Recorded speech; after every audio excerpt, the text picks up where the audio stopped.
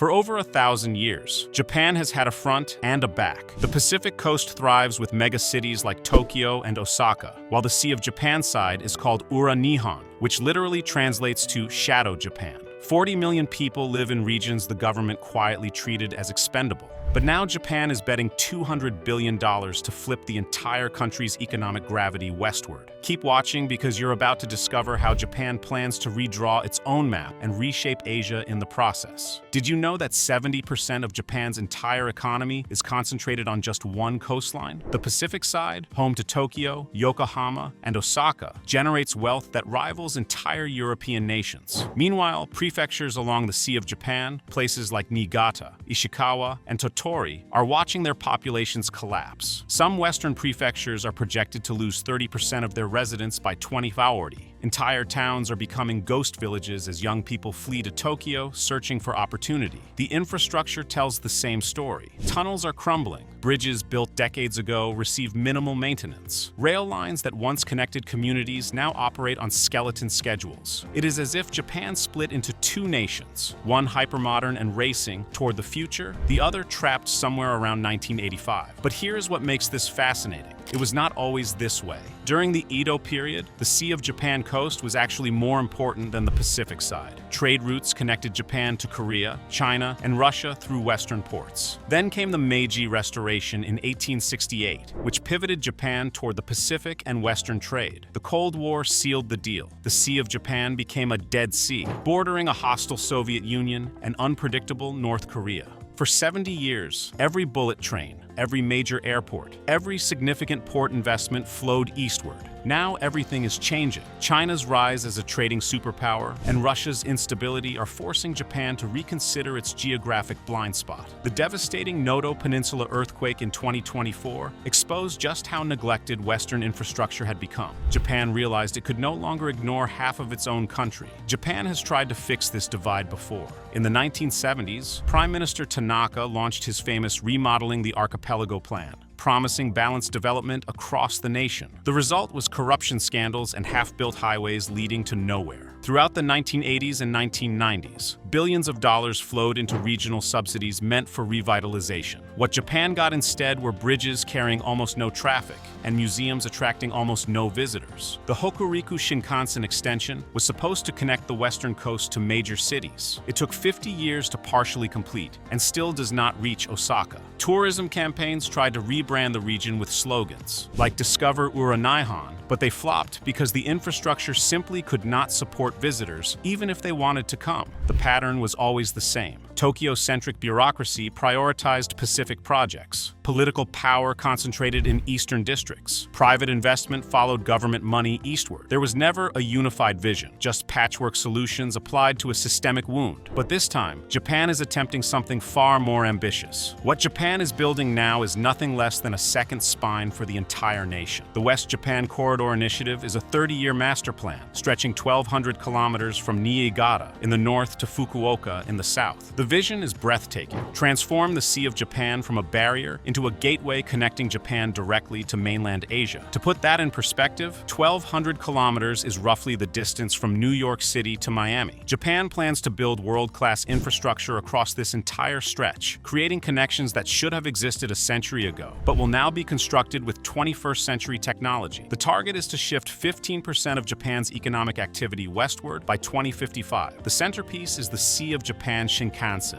an entirely new high-speed rail line running parallel to the coast. Currently, cities along the Sea of Japan are isolated from each other. If you want to travel from Niigata to Fukuoka, you have to go through Tokyo first, a journey taking over 8 hours. The new line will cover 1,100 kilometers of fresh track, with trains reaching 360 kilometers per hour. Travel time from Niigata to Fukuoka will drop to just 4 hours. That is like cutting a cross-country road trip in half overnight. But the rail line is just the beginning. Japan is planning 3 massive gateway ports at Niigata, Kanazawa, and Kitakyushu. These are not modest upgrades. Engineers are designing facilities capable of handling mega container ships from China and Korea. When complete, the combined capacity will rival Tokyo Bay itself. Imagine the busiest ports in Japan suddenly having competition on the opposite coast. Perhaps the most ambitious element is the revival of the Japan-Korea Tunnel project. Exploratory tunnels already exist, quietly dug decades ago. Now there are serious plans for a 230-kilometer undersea link connecting Japan to Busan, South Korea. If completed, it would be the longest undersea tunnel in human history, 3 times longer than the Channel Tunnel connecting England and France. Think about what this means. You could theoretically board a train in London and travel overland all the way to Tokyo. Japan would transform from a dead-end island into a transit hub at the center of Asian commerce. The Trans-Siberian Railway connection becomes possible. Goods could flow between Europe and Asia through Japan instead of around it. To connect the coasts efficiently, Japan is also planning 8 new highway tunnels cutting through the Japanese Alps. Currently, driving from Tokyo to the Sea of Japan side takes around 5 hours through winding mountain roads. These new expressways will reduce that to under 2 hours. The engineering challenge is immense. The Japanese Alps are seismically active, meaning every tunnel must withstand major earthquakes. But Japanese engineers have built earthquake-resistant infrastructure for decades. They know how to make it work.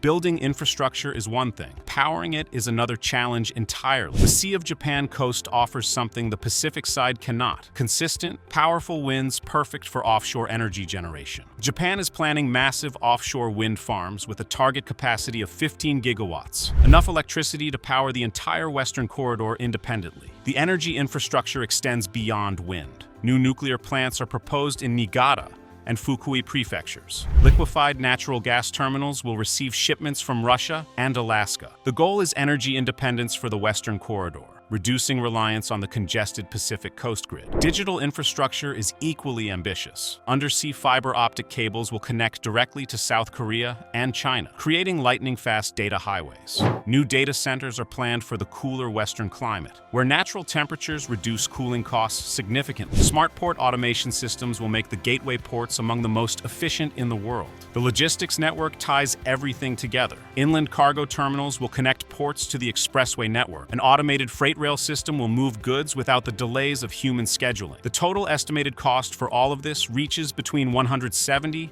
and $200 billion spread over 30 years. To put that in perspective, that is roughly what the United States spent on the entire interstate highway system, adjusted for inflation. If Japan pulls this off, the transformation will be staggering. Direct shipping to Asia through Western ports would cut logistics costs by 40% for manufacturers. Industrial zones in Niigata, Toyama, and Ishikawa prefectures could experience revival not seen since their heyday centuries ago. Government projections estimate 15 trillion yen in annual economic gains once the corridor is fully operational. The job creation alone is remarkable. Construction will generate over 500,000 positions across 20 years. Permanent operations will add another 200,000 jobs in logistics, energy, and services. The goal is not just economic growth, but reversing population decline in 12 prefectures that have been bleeding residents for decades. Tourism could explode. The Sea of Japan coast preserves Japan's most authentic traditional culture, legendary hot springs, and seafood that rivals anything found in Tokyo. The only problem has always been getting there. With high-speed rail, weekend trips from Tokyo become realistic. Projections suggest 30 million additional tourists annually once connections are complete. The environmental benefits are significant too. Shifting freight from trucks to rail reduces emissions by 60%.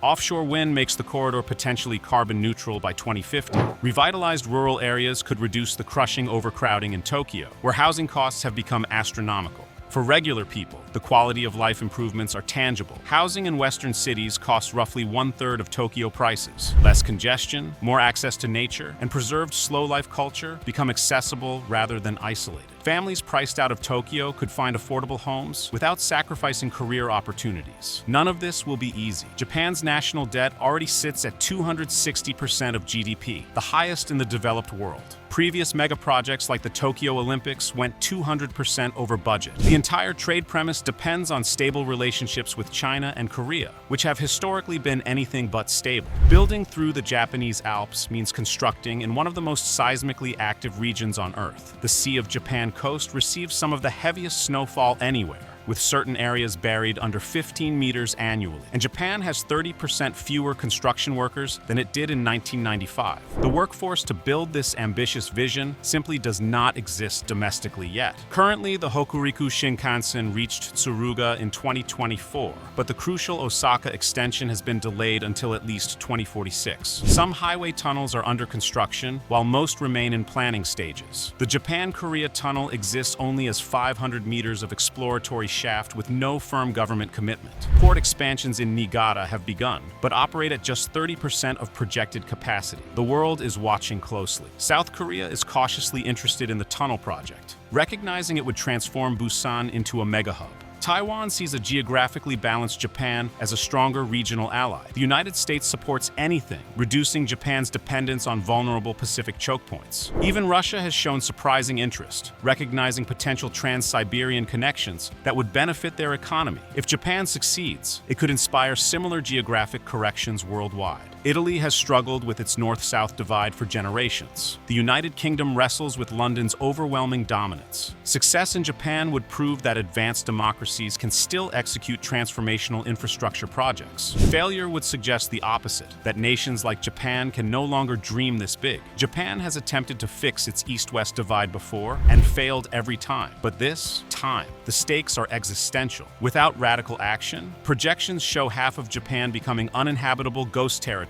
within 30 years. The money required seems impossible. The engineering pushes current limits. The politics involve decades of entrenched interests. But if Japan succeeds, it does not just save itself. It redraws the map of Asia. A tunnel to Korea creates a land bridge from Europe to Japan. Western ports competing with Tokyo Bay shift global shipping patterns. A nation that once turned its back on half its territory becomes whole again. What is remarkable is that Japan is not just planning for survival, it is planning for transformation. The same engineering culture that built bullet trains and earth-resistant skyscrapers is now targeting the most ambitious geographic correction in modern history. So what do you think? Can Japan actually reverse 1,000 years of geographic inequality? Will the Sea of Japan finally emerge from the shadows? Drop your prediction in the comments below and let us discuss together. And do not forget to subscribe so you do not miss more incredible stories about how nations are using engineering and vision to reshape their futures against impossible odds.